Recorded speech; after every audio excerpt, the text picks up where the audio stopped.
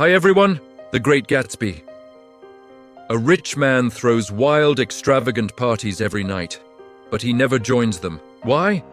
Because everything is for one single purpose: winning back the woman he lost 5 years ago. Spoiler-filled summary starts now. It's the summer of 1922. America is living through the peak of what they call the Jazz Age, the post-war era of explosive wealth and dazzling showmanship. Prohibition has banned alcohol, but instead of stopping it, it's driven the whole thing underground. Bootlegging explodes, money flows like water, and parties are everywhere. This is the glittering, chaotic backdrop where our narrator, Nick Carraway, enters the scene. Nick is a relatively measured and principled young man from Minnesota. A Yale graduate, he moves to New York, settles in Long Island, and starts working in the bond business. He rents a small, modest house in West Egg, the neighborhood of the new rich, people who made their money recently and are still trying to prove themselves. Directly across the bay is East Egg, the world of old money, where wealth, status, and lineage have been passed down for generations. Nick's cousin, Daisy Buchanan, lives there. Nick soon meets Daisy's husband, Tom Buchanan. Tom is incredibly wealthy but crude, domineering, arrogant, and openly racist. Daisy, on the outside, is enchanting, elegant, alluring, with a voice that draws people in. But emotionally, she's indecisive, superficial, and unwilling to risk her comfortable life. That same evening, Nick also meets Jordan Baker. Jordan is a professional golfer, beautiful, cool, distant, and flexible when it comes to honesty.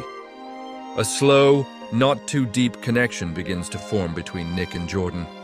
The most striking thing about Nick's new home is his next-door neighbor, Jay Gatsby. Gatsby is fabulously rich, utterly mysterious, and surrounded by constant rumors. Every weekend, especially Saturday nights, his enormous mansion hosts legendary parties. Music, liquor, crowds, extravagance. Everyone comes, everyone has fun, but almost no one really knows who Gatsby is. Some say war hero, some say spy, some say bootlegger.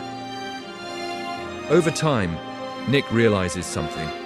Gatsby isn't throwing these parties to have fun. He has one clear goal. Here's where the real heart of the story unfolds.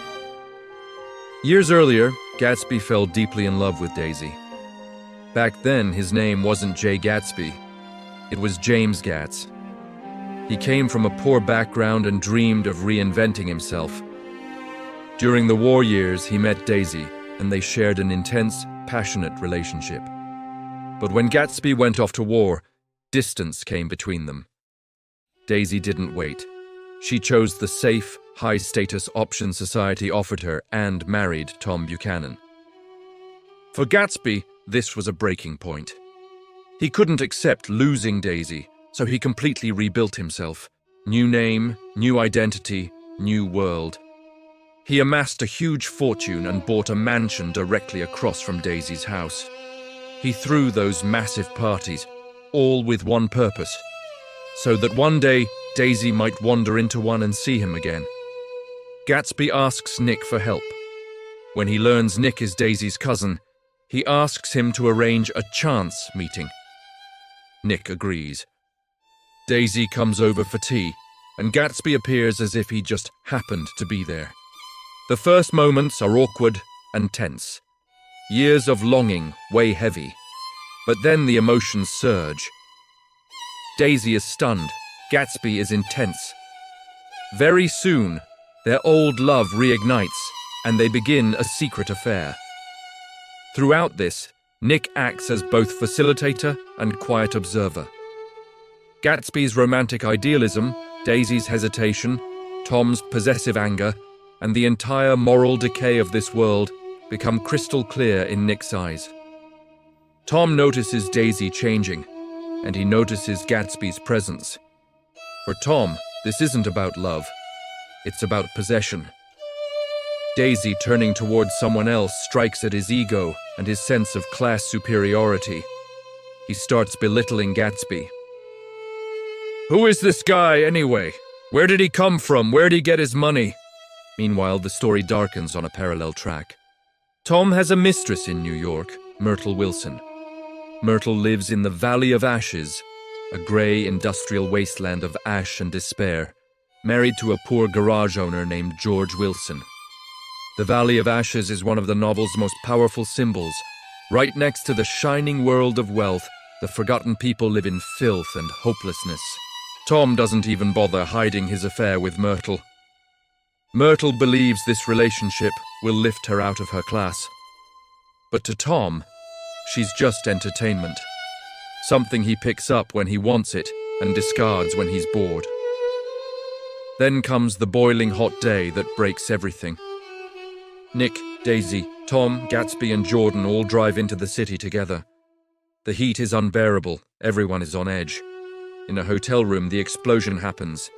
Tom corners Gatsby and exposes his dirty past, hinting that his fortune is shady, tied to bootlegging and criminal circles, almost proving it as he speaks. Gatsby clings to one thing. He wants Daisy to say she never loved Tom. Choose me. Let's erase the past. Pretend it never happened. But Daisy freezes. Because the truth is, she may have loved Gatsby once, but she also built a life with Tom. Status, money, security. In Daisy's world, those things weigh far more heavily. In that hotel room, Daisy can't give Gatsby the clarity he needs. She can't say, "I never loved Tom." That moment is when Gatsby's dream starts to crack. Gatsby's entire life is built on reclaiming the past. But the past doesn't come back with a single sentence.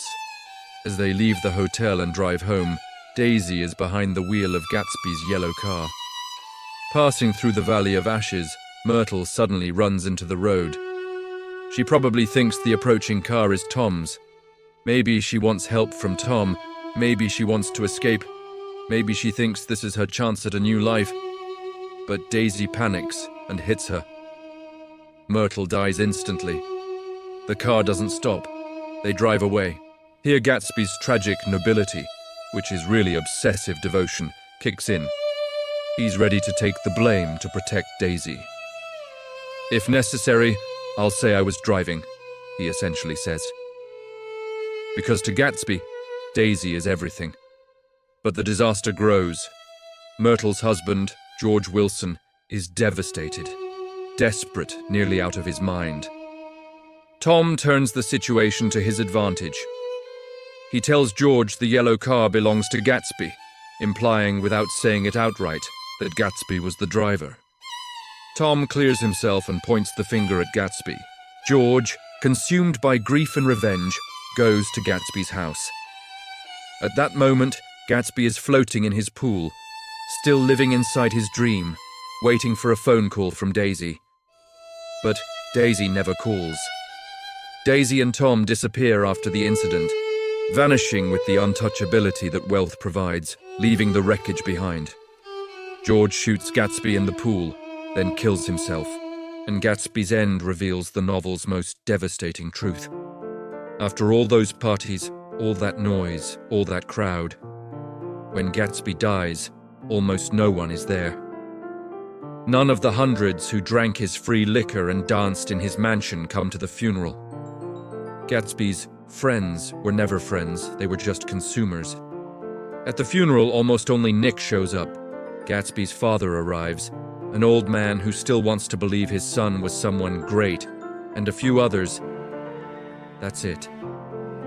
Nick finally sees the essence of this world. Display, self-interest, selfishness, and escape. People like Daisy and Tom break things, destroy lives, then hide behind their money and status and walk away.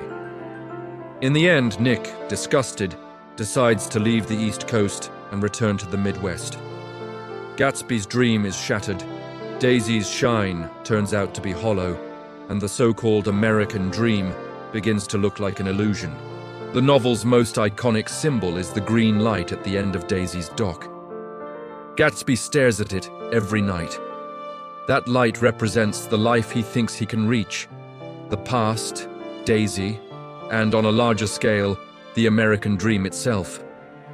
It's always a little out of reach, always pulling back just as you stretch toward it. And the story closes with this feeling. People chase their dreams, but time and reality keep dragging them backward, into the past. Gatsby wanted to reclaim the past, but the past didn't come back. That's why The Great Gatsby is not just a love story. It's a tragic novel that exposes the rot beneath the allure of wealth, the invisible walls of class differences, and how obsessive idealism can destroy a person.